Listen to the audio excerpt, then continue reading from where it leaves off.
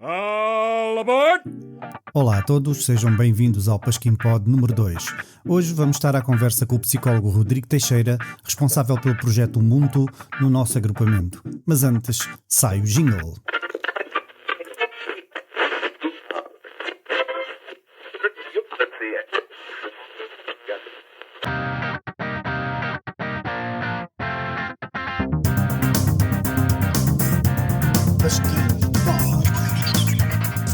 O programa de podcast do agrupamento de escolas Gabriel Pereira de Évora.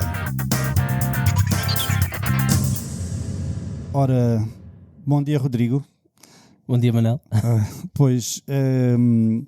Olha, tu vais ser o primeiro convidado do Pasquim Pod. Uma série de podcasts que o Pasquim vai fazer. Esperemos que uma série de muitos podcasts. Tu vais ser o primeiro. E eu escolhi-te para para participares neste primeiro podcast, para seres entrevistado no fundo, por uma razão muito simples. É que eu sei muito pouco sobre o Ubuntu. E tu estás nesta escola já há quantos anos? Este é o meu terceiro ano. Estás cá portanto, há 3 anos. 3 anos. Há 3 anos. E tu és, digamos, a cara do Ubuntu aqui no agrupamento, não é? Sim. No nosso agrupamento. No nosso agrupamento, não é? Tu mandaste-me, aliás, um artigo agora para o Jornal Pasquim, que há de sair em março, que diz assim: o tema do Plano Nacional das Artes continua a incidir sobre as inquietudes do tempo. Sem dúvida, uma das mais desafiadoras inquietudes do nosso tempo é a exigência de movimento constante. O frenesim das tarefas, responsabilidades e preocupações do dia-a-dia fundem-se com o apelo sem freio ao alarmismo difundido nos meios de comunicação social. Vivemos sempre num estado de ansiedade sobre o que tem de ser feito, o que deveria ser feito e o que não foi feito e devia ter sido feito. Neste estado de ansiedade, esquecemos de parar, com medo de ficarmos parados. Confundimos parar com ficar parado e, com medo de ficarmos parados, nunca paramos. Se por um lado ficar parado define a continuidade indefinida do estado de repouso, parar define a ação de repousar, que pode ser transitória. Se ficar parado pode ser quase sempre indesejável, parar é indispensável. É mesmo indispensável parar? Claro que sim. E porquê? Porque se não pararmos não temos tempo para fazer o balanço daquilo que temos estado a fazer. Portanto, a escola precisa de parar. A escola precisa de parar, as pessoas precisam de parar, a sociedade às vezes também precisa de parar. Eu não sei se conheces a história da tecedeira. É um pequeno videoclipe de curta duração, em que nós temos uma tecedeira que vai tecendo um pano sem parar. E ela tece, não se sabe bem porquê. Ela está sentada no meio do nada a tecer um pano, até que o pano fica tão grande que chega ao pé de uma ravina e cai pela ravina e começa a crescer, a ganhar peso, e a dado momento o próprio peso do pano que a tecedeira tecia tão bem acaba por arrastar a tecedeira para o fundo da ravina. Eu acho que isto é a imagem clara do que é a nossa sociedade hoje em dia. Nós tecemos, nós fazemos, às vezes sem saber bem porquê, sem perceber os sentidos, e eu acho que este é o motivo principal de parar. Era aqui que eu queria chegar, é entendermos o sentido pelo qual estamos a tecer, pelo qual estamos a trabalhar. Isso leva-nos também a outras questões. A questão do bullying, o bullying, que tu também tens trabalhado, e eu queria colocar a questão de uma forma muito direta, que é: no nosso agrupamento, na nossa escola, há bullying? Olha, eu não sou a pessoa mais indicada para te responder a isso, apesar de eu trabalhar esse tema com os alunos da Academia de Líderes do Ubuntu. Portanto, eu não pertenço à coordenação, portanto, da equipa de mediação para o bullying. Portanto, isso seria melhor falares com a professora Hilda Serrano, que é quem está a coordenar esta equipa de trabalho, e ela poder-te responder de forma mais assertiva a esta pergunta. Da minha percepção, não parece que o bullying seja um problema de dimensão alargada na nossa escola. No entanto, não deixa de ser um problema. E até por vários motivos. O primeiro deles sendo que o bullying é algo que se previne, ou que se deve prevenir. Tu deves agir a montante e não ajudante, porque se tu ages depois das situações estarem criadas, os danos já estão feitos, e os danos na vítima e no agressor, os danos de uma situação de bullying, os danos psicológicos e às vezes até físicos, mas muito mais psicológicos, são imensuráveis, porque tens toda a vida daquela criança. A partir do momento que ela é vítima de bullying, passa a ser condicionada pelos traumas que o bullying causa naquela criança, não é? Portanto, todas as decisões que aquela criança toma ao longo da sua vida, de alguma forma, vão ser condicionadas por aqueles traumas. E, portanto, tem um impacto enorme na vida das pessoas e, portanto, deve ser prevenido. Se me perguntas se há muito bullying na nossa escola, não te consigo dar. Mas sentes que quando trabalhas no Ubuntu, que é uma questão que os jovens da nossa escola, os alunos, têm vontade de trabalhar, ou falam nisso, ou manifestam-se de alguma forma? Têm vontade de falar sobre isso, manifestam-se sobre o tema. E agora principalmente mais ao nível do bullying digital, portanto, do bullying nas redes sociais. Também acontece. Porque tu trabalhas estas questões também no projeto do Ubuntu. Claro. Pronto. Trabalho até porque não tem como não trabalhar, porque os alunos trazem essas como é que funciona temas. essa... é o Ubuntu que propõe questões, ou são os alunos que, quando participam nos projetos... neste projeto, são os que trazem as questões, ou é uma mistura das duas coisas? É uma mistura das duas coisas, mas eu prefiro sempre que os alunos me tragam os temas, porque se eles os querem trabalhar, é porque é importante para eles, é porque é algo que está a ter um impacto na sua vida, e portanto, se está a ter um impacto, é uma necessidade. Então nós temos é que trabalhar de acordo com as necessidades que o nosso público-alvo nos vai colocando. É óbvio que se eu perceber que existe um tema que é preciso ser trabalhado, eu também vou propor o tema. O bullying é um tema que eu proponho, mas também já me foi proposto. Portanto, principalmente nas semanas Ubuntu, e às vezes até na semana Ubuntu, como tem um programa muito apertado, é difícil falar de outros temas que não os que estão no plano. No entanto, às vezes eu tenho que dar essa margem, porque o tema naturalmente surge. No entanto, depois nas sessões do Clube Ubuntu, eu vou trabalhando esse tema do bullying quando os alunos aparecem, que isso é outra questão. Mas como é que tu tens visto a participação dos alunos da nossa escola no Ubuntu? Ou seja, tem vindo a crescer? O que é que os números têm dito sobre a participação? E o que é que eles... Provavelmente fazes uma avaliação sempre, todos os anos, não é? Do modo como as coisas funcionaram. Até agora, como é que tens visto a participação dos alunos no Ubuntu? Flutua, ou seja, é flutuante. Não é sempre a mesma, não é sempre crescente e também não é sempre decrescente. O que é que isto quer dizer? É muito comum eu acabar uma semana Ubuntu, e os alunos que estão nessa semana, durante os próximos mês e meio, 2 meses, estão muito envolvidos. E depois, portanto, vão se afastando naturalmente. Achas que é desinteresse? Eu acho que é... Ou tem a ver com o mecanismo que é imposto pela própria atividade escolar, né? É mais por aí. Eu não creio que seja desinteresse, porque muitos deles até depois, quando são chamados para situações pontuais, aparecem e envolvem-se. O problema é que eles não têm tempo. Portanto, muitos deles, por exemplo, eu estou a lembrar-me do 11º ano, eles então de manhã saem daqui à noite. Portanto, eu estou-me a lembrar do 12º que está-se a preparar para exames. Claro. Eles não têm, depois todos os outros têm atividades extracurriculares, eles estão na natação, o que é perfeitamente legítimo e deve acontecer, e é bom, é muito positivo que isto aconteça, que eles estejam envolvidos. E se eles estão envolvidos com outras atividades e saudáveis, salutares, a parte do princípio que eles estão bem. E a nossa academia existe principalmente para dar resposta às necessidades dos alunos. Portanto, se eles sentem que aquilo não é uma necessidade para eles, Então, também não precisam de estar aqui. Olha, eu tenho uma pergunta muito específica sobre a mecânica do Ubuntu, porque chama-se Academia de Líderes. Líderes ou líderes. Que se prende com o que é isso de ser líder. Como é que funciona o líder? E qual é a função desse líder? Olha, o líderes... No Academia Ubuntu, Academia de Líderes Ubuntu, neste caso, a palavra líderes surge da última competência que nós trabalhamos na Academia de Líderes Ubuntu.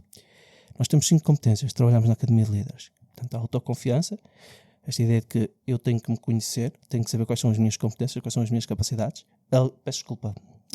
Começa pelo autoconhecimento. Eu tenho que me conhecer, tenho que saber quais são as minhas competências, acreditar nelas, a autoconfiança. Eu tenho que ser...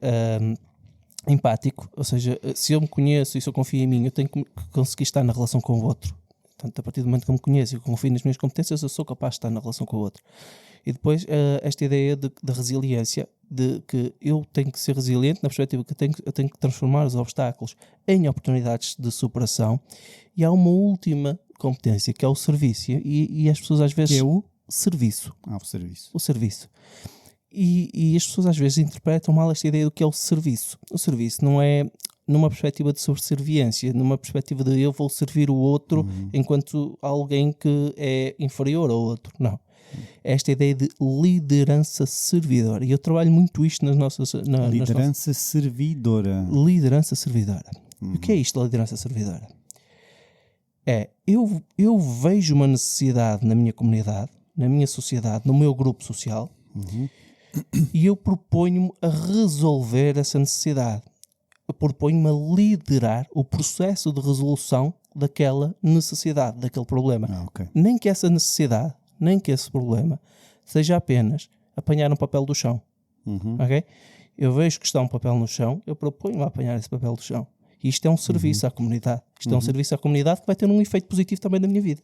E então, esta ideia da liderança servidora é: eu proponho-me a liderar processos de resolução de necessidades de uma forma proativa. E tu aqui na escola, claro, não trabalhas sozinho, não é?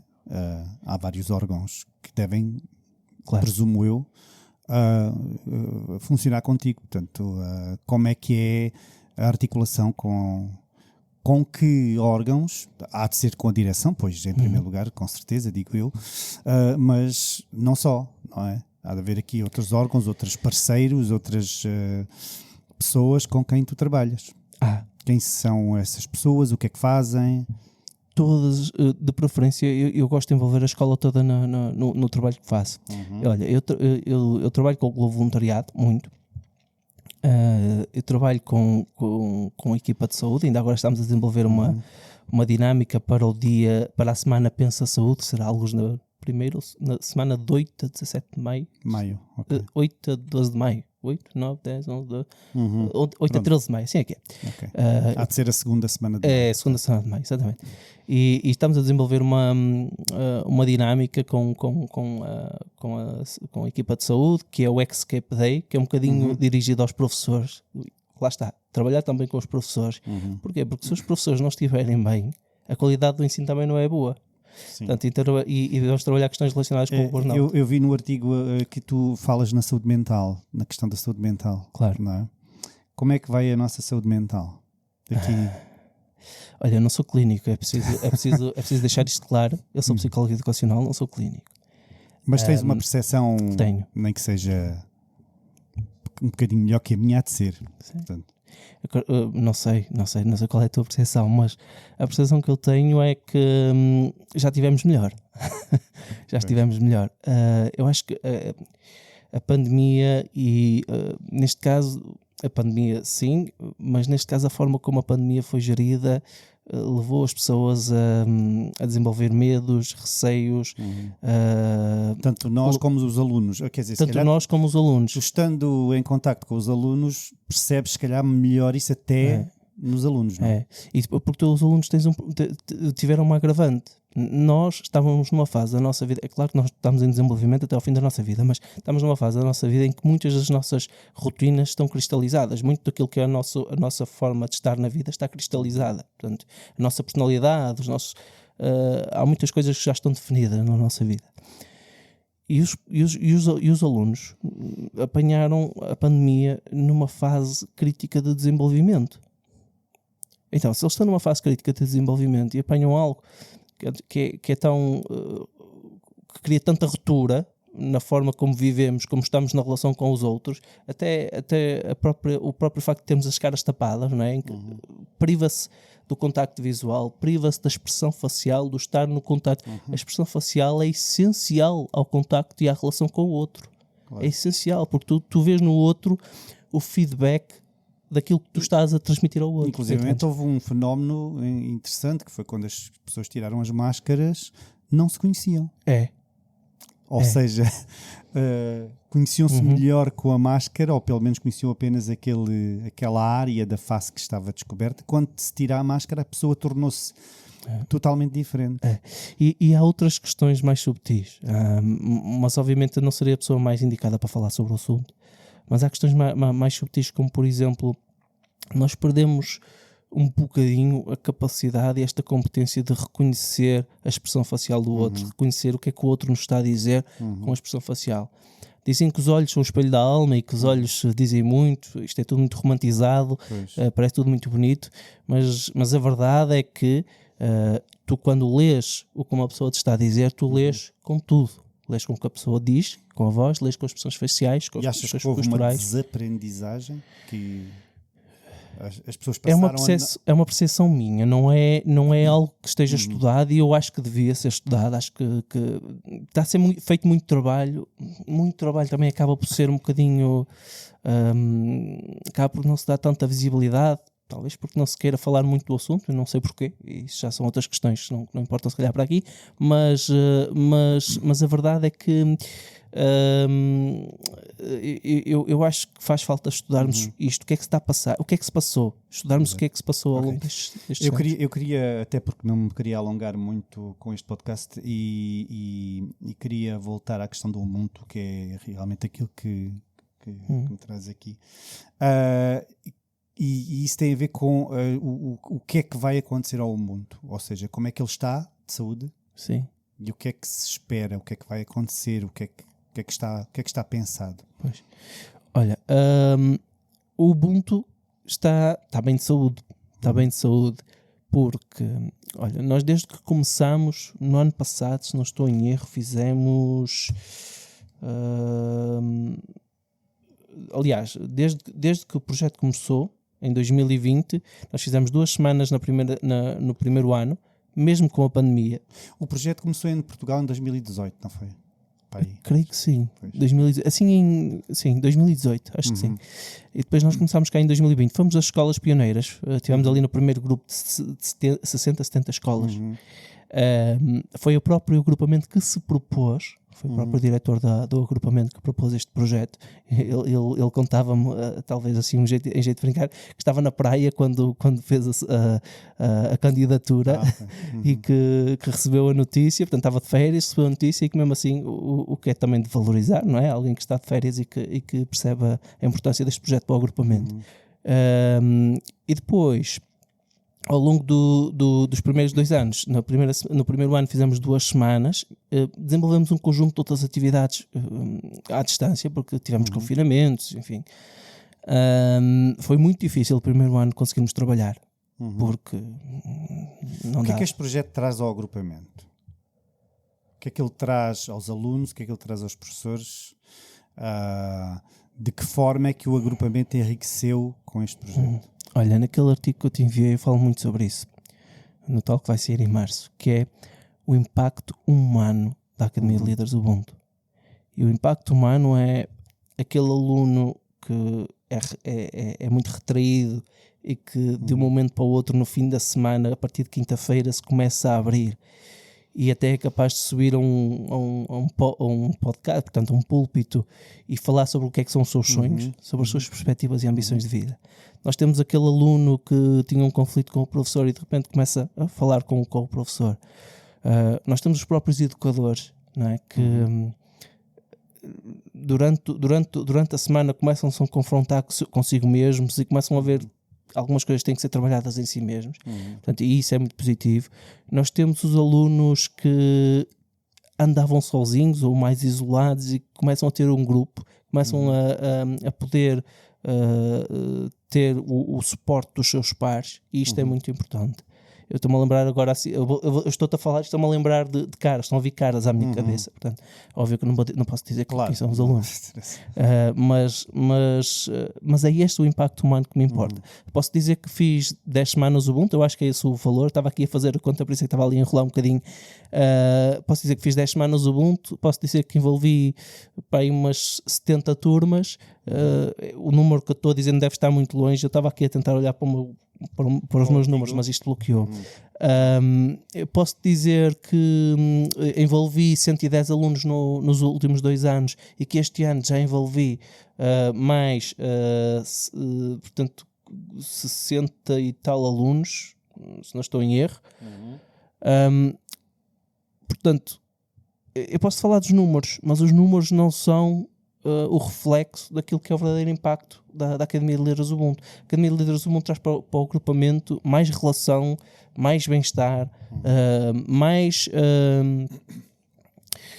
entendimento, mais empatia, e fala-se muito. E atenção, aqui esta questão da empatia é muito importante. Não sei, ainda há pouco tempo tivemos a questão da semana da empatia. Fala-se tanto de empatia que de repente torna-se banal. Não é? Às vezes parece que passa despercebido. Mas é uma competência, se fala muito nela é por algum motivo, é uma competência que é essencial ao tecido social. Não é?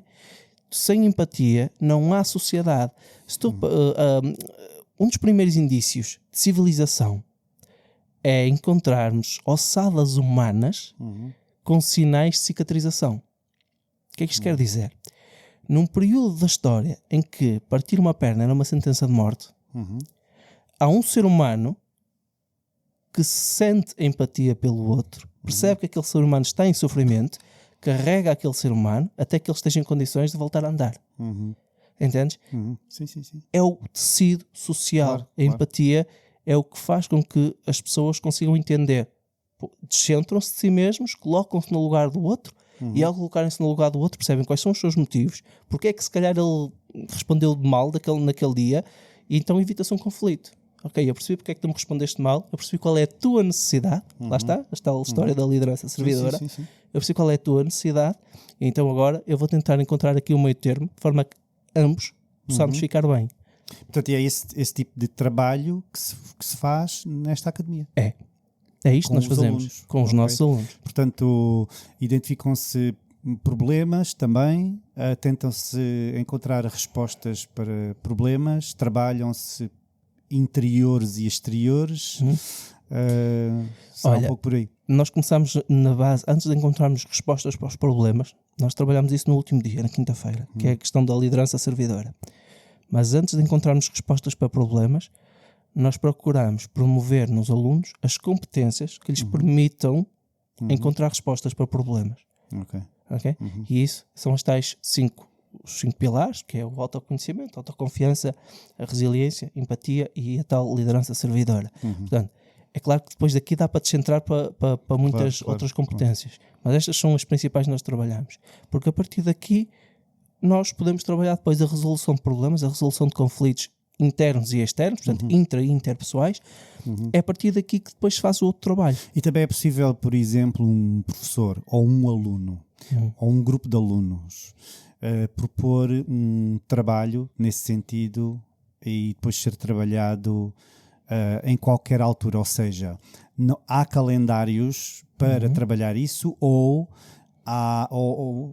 por outro lado há alguma abertura não é? A nível até de calendário para que, imaginemos, um professor detecta um determinado problema e tu podes trabalhar isso em conjunto, claro.